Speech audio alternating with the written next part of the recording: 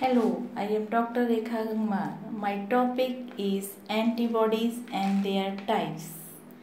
Antibodies जो immune system के लिए रिस्पॉन्सिबल होती हैं, इससे पहले जो टॉपिक था हमने पढ़ा था इम्यून सिस्टम क्या होता है। इम्यून सिस्टम हमारी बॉडी को बचाता है बैक्टीरियल वायरल इन्फेक्शन से और इसके लिए रिस्पॉन्सिबल होती हैं लिम्फोसाइट सेल्स। ये लिम्फोसाइट सेल्स प्रोड्यूस करती हैं एंटीबॉडीज़। ये एंटीबॉडीज़ क्या हैं? Antibodies are specialised serum glycoproteins that are produced by lymphocytes in response to an antigen and react specifically with that antigen or with an antigen closely related to it. They are glycoproteins. They contain 80 to 90% polypeptides and 4 to 18% carbohydrate. They are immune system related proteins called immunoglobulins. Antibodies जब immune system के साथ related होकर काम करती हैं तब इन्हें immunoglobulins कहते हैं। ये एंटीबॉडीज़ हमारी बॉडी के लिए इम्यून सिस्टम के लिए रिस्पॉन्सिबल होती हैं। एंटीबॉडीज़ का स्ट्रक्चर को समझने के लिए फॉलोइंग स्ट्रक्चर है। इसमें देख रहे हैं कि जो एंटीबॉडी का स्ट्रक्चर है वो बाई शेप्ड स्ट्रक्चर है। प्रत्येक एंटीबॉडी में 4 पॉलीपेप्टाइड चेन्स होती हैं जिसमें 2 हैवी और 2 लाइट चेन हैं। ये दोनों चेन्स आपस में डाइसल्फाइड बॉन्ड के द्वारा जुड़ी होती हैं और बाई शेप स्ट्रक्चर बनाते हैं। The amino acid sequence in the tip of Y varies greatly among different antibodies. Each heavy chain is made up of about 500 amino acids and light chains having only half of this number. Each antibody consists of 2 parts, C-terminal and N-terminal. प्रत्येक antibody में 2 ends होते हैं, C-terminal and N-terminal. C-terminal को carboxylic terminal कहते हैं, N-terminal को amino terminal कहते हैं। प्रत्येक एंटीबॉडी का जो C-terminal होता है उस पर एंटीजन बाइंडिंग साइट्स होती हैं और इस पर जब एंटीबॉडी एक्टिवेट होती है तब ये एंटीजन बाइंडिंग साइट एक्टिवेट होती हैं और उस एंटीजन के अगेंस्ट वर्क करती हैं।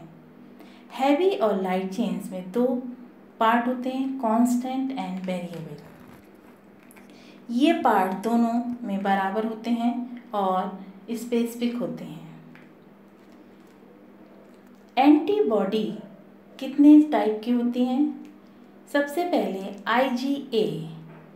IgA is the major antibody found in secretions, mucus and saliva, which is the first line defense against invading bacteria and viruses. जो मदर का सबसे पहला गाढ़ा मिल्क होता है उसमें ये एंटीबॉडी पाई जाती है जिसे कोलोस्ट्रम कहते हैं। इसीलिए बच्चे में सबसे ज़्यादा इम्यूनिटी डेवलप होती है जब ये सबसे पहला मिल्क लेता है। These antibodies attack pathogens before they gain access to internal tissues. This body passes through intestinal epithelial cell into intestinal lumen. IgA antibody सबसे मेजर एंटीबॉडी है जो सिक्रीशंस के अगेंस्ट प्रोटेक्शन प्रोवाइड करती है। Next is IgG.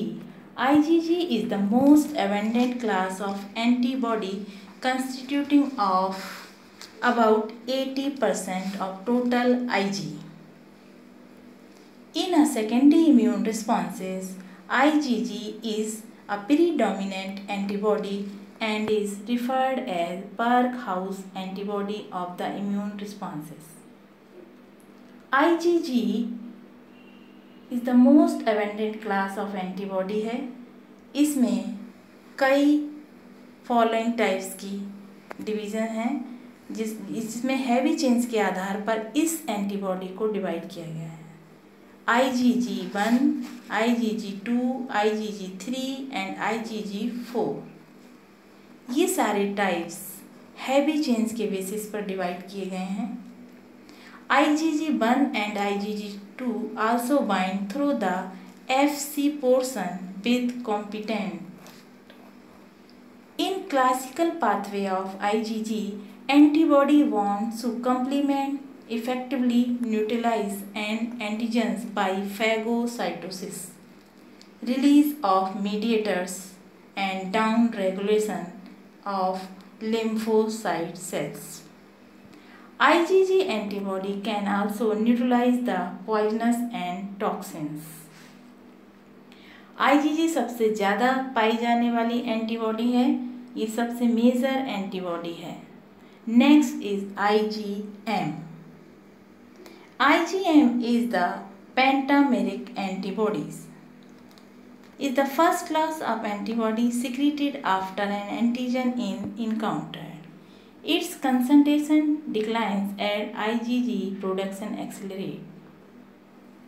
IgM antibody is found in second highest concentration after IgG in mammalian and human serum. It is composed of 5 or 6 polymeric subunits.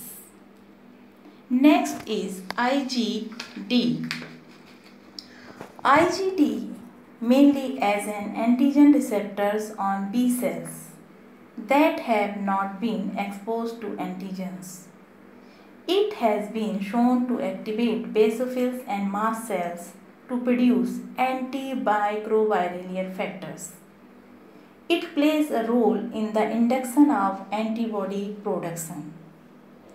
IgD antibody जो हैं वो anti microbial factor की तरह काम करती हैं और एंटीबॉडी प्रोडक्शन को इंड्यूस करने के लिए इम्पॉर्टेंट रोल प्ले करती हैं.